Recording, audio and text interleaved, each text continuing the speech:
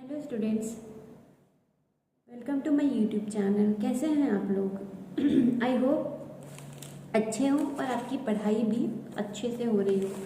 तो बेटा, हमने जीआई के बारे में बात कर रहे थे। हमने ज्योमेट्रिकल आइसोमेरिज्म अभी से 3 लेक्चर और 4 लेक्चर जो हैं वो जीआई के चल रहे हैं। ठीक है, जीआई मतलब ज्योमेट्रिकल आइसोमेरिज्म के चल रहे हैं।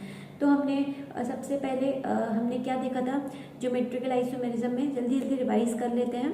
तो ज्योमेट्रिकल आइसोमेरिज्म में हमने देखा था कि ज्योमेट्रिकल आइसोमेरिज्म वो शो करेगा जहाँ पे रिस्ट्रिक्टेड बॉन्ड होगा। मतलब रिस्ट्रिक्टेड बॉन्ड मतलब सी डबल बॉन्ड सी, जैसे एल्कीन शो कर रहा था, C double bond N show कर रहा था, N double bond N show कर रहा था।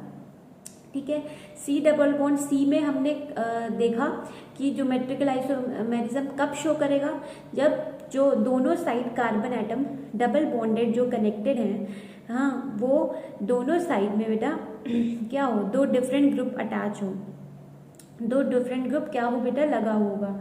तो वो क्या शो करेगा, जीआई शो करेगा। और हम लोगों ने क्या देखा था, हम लोगों ने देखा था कि अगर सेम ग्रुप जो होंगे सेम साइड पे होंगे, in case of C double bond C, तो उस केस में हम क्या बोलते थे, उसे सिस। और अगर ऑपोजिट साइड पे होते, दैट इज 180 डिग्री मतलब 180 डिग्री के पे होंगे दो कार्बन पे जो ग्रुप्स होंगे, फॉर एग्जांपल अगर मिथाइल ग्रुप में ले लूँ तो दोनों कार्बन पे वो 180 डिग्री पे होना चाहिए, तो उसको हमने ट्रांस कहा था। उसके बाद हमने सिस और एंटी के बारे, सिन और एंटी के बारे में हमने बात की थी। सिन एंटी हमने कहाँ पढ़ा था, हमने सी डबल बॉन्ड एन में पढ़ा था, क्योंकि वहाँ पे एच और ओ एच सेम साइड पे थे तो उसे सिन बोल देते थे। और अगर एच और ओ एच ऑपोजिट साइड पे थे तो उसे क्या बोल देते थे, एंटी बोल देते थे।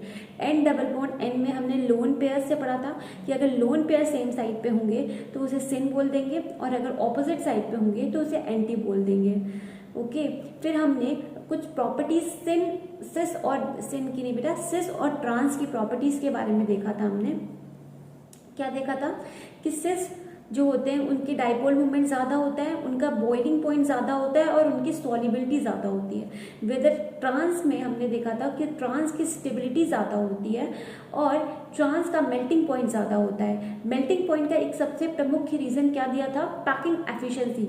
इसलिए ट्रांस क्या होता है, ट्रांस की मेल्टिंग पॉइंट ज़्यादा होता है बिकॉज हाई पैकिंग एफिशिएंसी होती है ट्रांस में। और रही बात है स्टेबिलिटी की, ट्रांस की स्टेबिलिटी क्यों होती है, क्योंकि बेटा वहाँ पे लेस स्टेरिक हिंड्रेंस प्रेजेंट होता है। ठीक है, कल मैंने अच्छे से एलाबरेट आपको किया था, समझाया था और आपको लिखवाया भी था। ठीक है, आई होप आपने लिखा हो, उससे रिवाइज किया। आप रोज़ रिवाइज करना, तो मैं जो कह रही हूँ ना आपको तुरंत रिवाइज होगा। ओके, तो और हमने क्या पढ़ा था, डाइपोल मोमेंट सिस का ज़्यादा था ट्रांस का, क्योंकि मैंने कल ही एक्सप्लेन किया था कि उसका जो डाइपोल की वैल्यू आ रही थी ट्रांस की वो 0 हो रही थी, क्योंकि उसका डायरेक्शन और मैग्नीट्यूड दोनों ही कैंसिल हो रहा था। जहाँ पे मैंने सिस की कुछ वैल्यू आई थी इसलिए उसमें कुछ पोलैरिटी है, इसलिए उसका डाइपोल मूवमेंट ज़्यादा होगा। डाइपोल मूवमेंट ज़्यादा होने की वजह से क्या डेवलप हो जाएगा, intermolecular force of attraction develop हो जाएगा, जिसकी वजह से क्या ज़्यादा होगा, सिस का बॉइलिंग पॉइंट ज़्यादा होगा। फिर हमने पढ़ा था सॉल्युबिलिटी इन पोलर सॉल्वेंट। तो अट्रैक्शन फोर्स है ना बेटा, तो फोर्स की वजह से वो पानी के साथ क्या कर लेगा, चारों तरफ मतलब वो घुल जाएगा उसमें।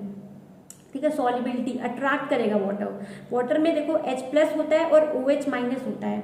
ठीक है, तो अगर सॉल्युबिलिटी देखी जाए तो इस बॉन्ड में क्या है, मतलब ये भी तो आपको एक पॉजिटिव नेगेटिव से बना हुआ है ना, तो इसकी वजह से क्या होगा, अट्रैक्शन फोर्स की वजह से सॉल्युबिलिटी भी क्या हो जाएगी, ज़्यादा हो जाएगी। ठीक है, आई होप आपको क्लियर हो।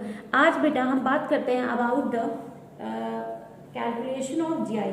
अगर आपको एक कंपाउंड दे दिया हो, एक पूरा आपको एक स्ट्रक्चर दिया हो और बोला है कि इसमें कितने ज्योमेट्रिकल आइसोमेरिज्म होंगे, तो आपको कैलकुलेट करना पड़ेगा। तो आज हम उस कैलकुलेशन की स्टडी करेंगे। ओके, तो इसमें बेटा दो केस होगा। पहला केस, अगर एंड ग्रुप जो है क्या हो, अगर एंड ग्रुप जो है वो डिफरेंट हो तो क्या शो करेगा वो, सॉरी बेटा, if end group are different. End group different का मतलब अनसिमेट्रिकल। एंड ग्रुप डिफरेंट होने का मतलब अनसिमेट्रिकल। क्या मतलब? अनसिमेट्रिकल। ठीक है, एंड ग्रुप डिफरेंट होने का मतलब अनसिमेट्रिकल। तो उसमें आप GI कैसे निकालोगे? 2 की पावर n, जहां पे n क्या है? Stereogenic area. Stereogenic area, stereogenic area का मतलब क्या होता है? स्टीरियोजेनिक एरिया का मतलब क्या होता है?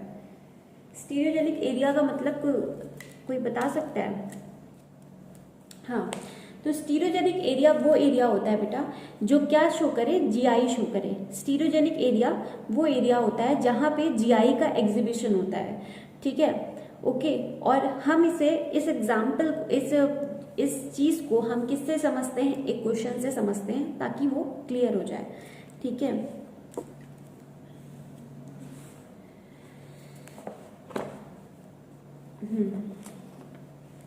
देखो बेटा, ये आपके पास क्वेश्चन है। ठीक है, तो ये देखो आपके पास ये एक क्वेश्चन है। अब यहाँ पे आप देखो, आप कहीं भी पकड़ लो, कहीं भी पकड़ो और वहां से काट के देखो, क्या इस मॉलिक्यूल को हम इक्वल भाग में डिवाइड कर सकते हैं? नहीं बेटा, यहाँ पे Br लगा हुआ है, यहाँ पे इसे CH3 लगा हुआ है। ठीक है, अगर मैं देखूँ CH, इसको अगर कर दूं तो CH2। ठीक है, यहां से अगर देखूं तो HCH2 HCH2। ठीक है, HCH। ठीक है, यहाँ पे सिंगल बॉन्ड, यहाँ डबल बॉन्ड, यहाँ CH3, यहाँ Br। बेटा कहीं भी एप्लीकेबल नहीं आ रहा, मतलब कहीं से भी आप क्या करो, इसे काटो तो ये 2 भाग में डिवाइड नहीं हो रहा। ठीक है, डिवाइड नहीं हो रहा। ठीक है, तो ये किसका आ गया? ये आ गया कि इसका एंड ग्रुप डिफरेंट है। एंड ग्रुप बेटा देखो डिफरेंट है, एक CH3 दूसरा Br, तो डिफरेंट हुआ। और दूसरी बात, उसे मैंने अनसिमेट्रिकल क्यों कहा? देखो बेटा, इसको तुम कहीं से भी डिवाइड करो, बेटा ये मॉलिक्यूल इक्वल भाग में डिवाइड नहीं हो रहा, इसलिए इसे क्या कह दिया? अनसिमेट्रिकल कह दिया। तो टोटल GI निकाला, टोटल GI निकालते हैं 2 की पावर n। तो सबसे पहले हमें क्या निकालना होगा? स्टीरियोजेनिक सेंटर निकाल लेते हैं। तो देखो, स्टीरियोजेनिक सेंटर जहां पे GI एग्जीबिशन करेगा, तो सिंगल बॉन्ड में तो GI होगा ही नहीं बेटा, क्योंकि मैंने कहा कि रिस्ट्रिक्टेड रोटेशन होता है। हमने पढ़ा है ना GI में कि रिस्ट्रिक्टेड रोटेशन होता है। बट जब हम लोगों ने आपका क्वेश्चन है कि साइक्लोएल्केन में हमने पढ़ा है GI, तो मैं कहूंगी बेटा उसमें भी फ्री रोटेशन नहीं हो रहा है, वहां पे भी वो ऐसे ट्राइंगल के फॉर्म में जुड़ा हुआ है, तो वहां भी रिस्ट्रिक्टेड रोटेशन है। ठीक है ना? ठीक है, भले वो सिंगल बॉन्डेड है बट वो रिंग है बेटा। रिंग तो वैसे भी बंधी हुई होती है, रिंग को आप खोल नहीं सकते। ठीक है, तो यहाँ रिस्ट्रिक्टेड रोटेशन यहाँ फर्स्ट पोजीशन पे भी प्रेजेंट है और दूसरी पोजीशन पे भी यहाँ पे रिस्ट्रिक्टेड रोटेशन है। ठीक है, यहाँ पे रिस्ट्रिक्टेड रोटेशन है, मतलब स्टीरियोजेनिक सेंटर तो यही है, क्योंकि यही पे GI पॉसिबल है। आई होप क्लियर है। ठीक है, तो बेटा हमें क्या देखना होता है कि दोनों कार्बन पे 2 डिफरेंट ग्रुप लगे हुए हों। तो बेटा यहाँ इस कार्बन पे चेक करें तो एक हाइड्रोजन लगा हुआ है। ठीक है, और यहाँ एक हाइड्रोजन, एक मिथाइल, यहाँ एक हाइड्रोजन, एक बड़ा वाला ग्रुप। मैं पूरा इसको ड्रॉ कर देती हूँ तो आपको क्लियर हो जाएगा। देखिए बेटा, ये Br है, ये C, यहाँ पे H है बेटा, ये H है, ये CH है और ये H है ना। और इसी से लगा हुआ, इस C से लगा हुआ क्या है? CH, CH2, CH, H, yes, फिर यहाँ H, फिर double bond, then H, then बेटा मिथाइल। बिल्कुल, तो बेटा 2 कार्बन को पकड़ लो आप, सॉरी 2 का, हाँ बिल्कुल सही कह रही हो। देखो ये 2 कार्बन, यहाँ रिस्ट्रिक्टेड रोटेशन है। ठीक है, मैंने जिसे रेड पेन से अंडरलाइन किया, तो यहीं पे क्या होगा? GI की पॉसिबिलिटी होगी, मतलब ये क्या है? हमारा स्टीरियोजेनिक सेंटर है या एरिया है। तो यहाँ पे एक कार्बन पे हाइड्रोजन अटैच है, यहाँ पे क्या अटैच है? मिथाइल। बेटा यहाँ पे क्या अटैच है? हाइड्रोजन अटैच है और एक ये बड़ा वाला ग्रुप अटैच है। बेटा ये बड़ा वाला ग्रुप देखो, इस कार्बन से ये बड़ा वाला ग्रुप अटैच है। क्या है? ये बड़ा वाला ग्रुप अटैच है। तो यानी कि ये क्या शो करेगा? मतलब यहाँ पे क्या पॉसिबल है? GI पॉसिबल है कि नहीं है?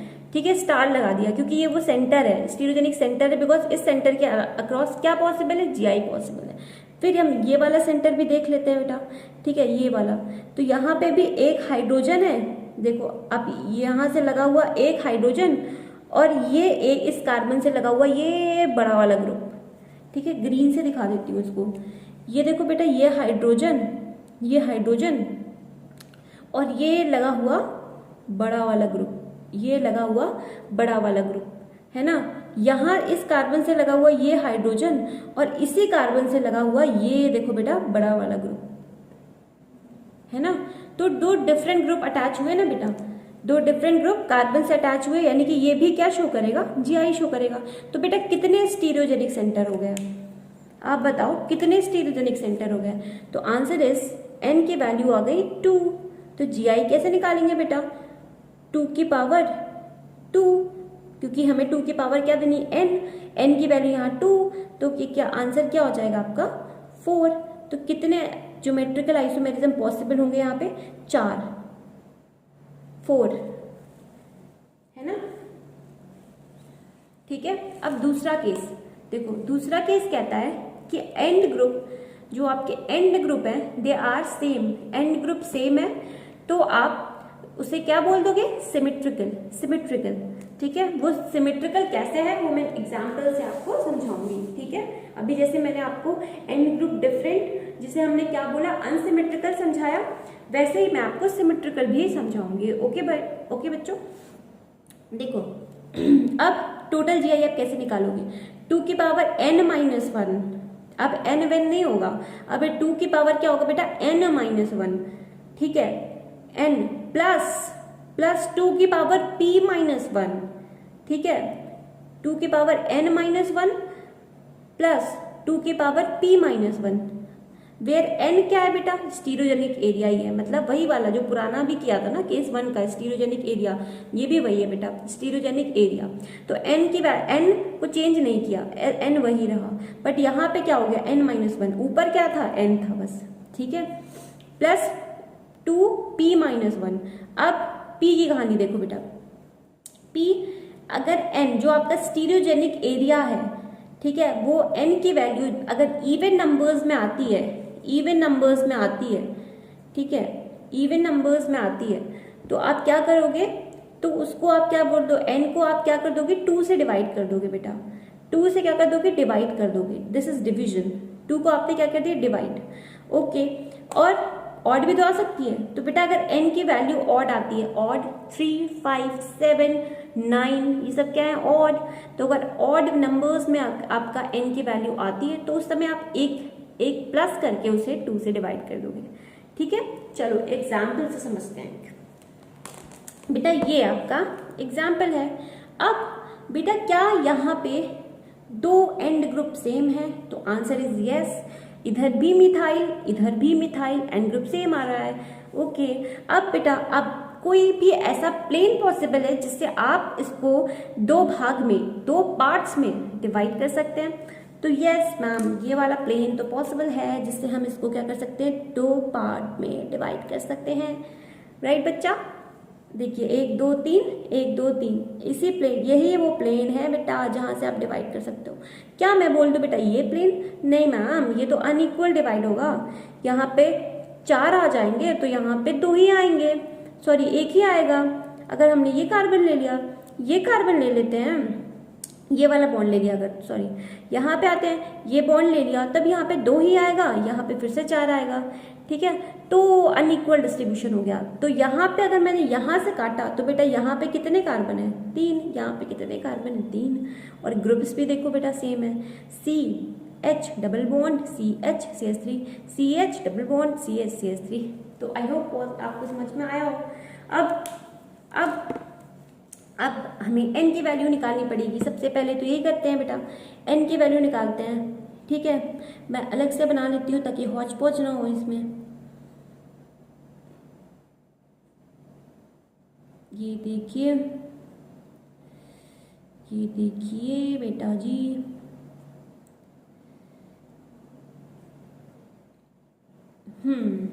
हो गया। चलिए करते हैं इसको काम।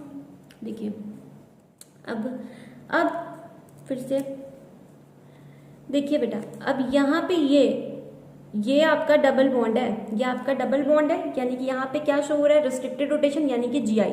तो बेटा ये इस कार्बन पे आपका कितना हाइड्रोजन, एक हाइड्रोजन है, एक मिथाइल है, तो बेटा 2 डिफरेंट ग्रुप एक कार्बन पे। फिर इस कार्बन पे भी चेक कर लेते हैं, एक तरफ से हाइड्रोजन और एक तरफ से ये बड़ा वाला ग्रुप, ये बड़ा वाला ग्रुप, ठीक है, ये बड़ा वाला ग्रुप है ना, ठीक है। उसके बाद फिर हमने देखा ये जो बेटा ये जो है, ये कार्बन जो है, ये भी तो आपका, ये भी आपका क्या है, रिस्ट्रिक्टेड रोटेशन। क्यों रिस्ट्रिक्टेड? डबल बॉन्डेड है। डबल बॉन्ड आपने बताया था मैं आपकी, डबल बॉन्डेड कार्बन में रिस्ट्रिक्टेड रोटेशन होगा जहाँ पे जीआई पॉसिबल, बिल्कुल। तो ये वाला तो पहले से स्टार लगा दो। अब इस वाले में चेक कर लेते हैं, तो एक तरफ से हाइड्रोजन, एक तरफ से मिथाइल, यानी कि 2 डिफरेंट ग्रुप एक कार्बन पे हैं। यहाँ पे एक तरफ से हाइड्रोजन और ये बड़ा वाला, ये बड़ा वाला, ये ग्रुप। तो यस, यहाँ पे भी क्या पॉसिबल है, जीआई पॉसिबल है। ओके, तो यहाँ से n की वैल्यू बेटा क्या आ रही है आपकी, बेटा जी n की वैल्यू क्या आ रही है, 2। n की वैल्यू 2 आ रही है क्योंकि 2 ऐसे स्टीरियोजेनिक सेंटर आ गए। ओके, तो n की वैल्यू 2 आ रही है, ठीक है। अब p निकाल लेते हैं, p जो हमने p-1 जो यहाँ पे हम निकाल रहे हैं ना p, तो p की वैल्यू n से ही निकलेगी। तो बेटा जो हमारा n आया वो क्या आया बेटा, इवन, वो क्या आया हमारा, इवन नंबर आया। तो बेटा इवन नंबर को क्या कर देते हैं, 2 divided by 2, answer is 1, answer is 1। अब जीआई निकाल लेते हैं भाई, जीआई निकाल लेते हैं। तो 2 की पावर n की वैल्यू क्या थी, 2 माइनस 1 प्लस 2, बेटा p की वैल्यू क्या आई थी, 1 माइनस 1। अब 2, अब ये आएगा 2 की पावर 1, क्योंकि 2 में से 1 गया तो 1, प्लस 2 की पावर 0। अब 2 की पावर 1 इज कितना हो जाता है, 2, और 2 की पावर 0, कोई से 0 मत लिख देना, 2 की पावर 0 हमेशा बेटा 1 होता है। तो आंसर आपका क्या आ जाएगा, 3। आंसर क्या आ जाएगा आपका, 3, ठीक है। Answer is what, it is 3, it is 3। तो कितने geometrical isomerism, 3 GI are possible, are possible. बिल्कुल ऐसे ही बेटा आपको जीआई निकालना है। मैंने तो अच्छे से आपको एक्सप्लेन किया, आप भी अपनी तरफ से एग्जाम्पल्स करना, आपको क्लियर हो जाएगा। एग्जाम्पल्स करोगे 100% आपके क्वेश्चन बनेंगे, ओके। और कोई भी डाउट हो तो उसे क्लियर कर लिया कीजिए, कमेंट सेक्शन में डाल दिया कीजिए। आई होप आज का लेक्चर, आज का जो टॉपिक है, आपको मैंने जीआई की कैलकुलेशन में केस 1 केस 2 के फॉर्म में आपको अच्छे से, आपको मतलब एकदम दिमाग में बैठ गया हो, ठीक है। मैंने ऐसे बताया आपको, ठीक है, कि आपको दिमाग में बैठ गया। और जो आई थिंक नोट्स जो है ना बेटा, वो अच्छे से बनाना, ठीक है, नोट्स अच्छे से बनाना और क्वेश्चन प्रैक्टिस करते रहना, ठीक है। उसके बाद हम बात करेंगे अगली वीडियो में किसकी, हम मोस्टली बात करेंगे ऑप्टिकल आइसोमेरिज्म की, ऑप्टिकल आइसोमेरिज्म के बारे में बात करेंगे अगली वीडियो में, ठीक है। और तब तक के लिए पढ़ते रहिए, और प्लीज़ प्लीज़ प्लीज़ मेरे चैनल को प्लीज़ लाइक कीजिए, सब्सक्राइब कीजिए, ठीक है। और हाँ, अगर आपको कोई डाउट हो तो प्लीज़ कमेंट सेक्शन में डाल दीजिए, ओके। तब तक के लिए बाय बाय, पढ़ते रहिए।